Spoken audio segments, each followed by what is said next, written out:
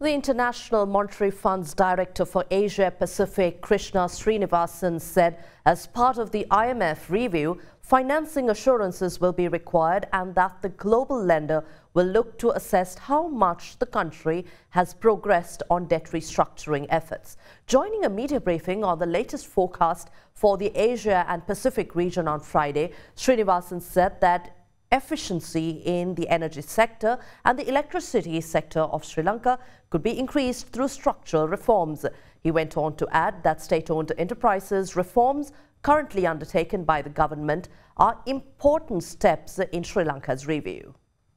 Now, the IMF proposed that cost-reflective adjustments need to be made, and the masses believe that the state is abusing this recommendation. Can you give your thoughts on that? And secondly, just this week, China's Exim Bank reached an agreement with Sri Lanka for its debt arrangement. However, it is said that this pact will take time to materialize. What are your thoughts on this as well? So we fully sympathize and understand the hardship faced by people in terms of falling wages, cost of living increases, and so on.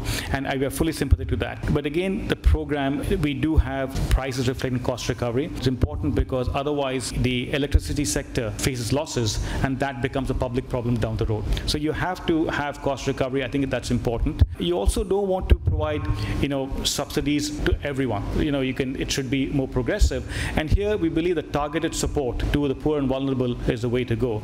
But going beyond just the immediate thing, I think efficiency in the energy sector, in the electricity sector, could be increased through structural reforms. And in general, SOE reforms are important in Sri Lanka, and that's part of the program we have, where the IMF working with the World Bank is pushing ahead with reforms to SOEs, including in the electricity sector. But I think that's the way to look at it.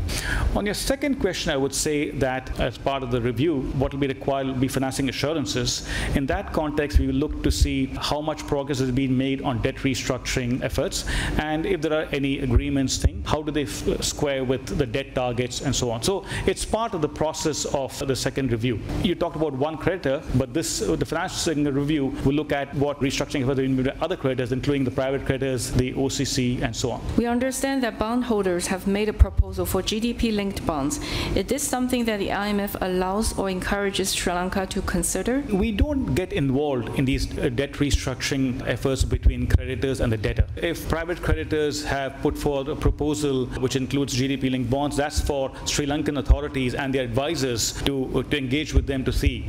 Our role comes in terms of to see how any kind of agreement is consistent with the debt target and consistent with debt restructuring exercise in the macro framework.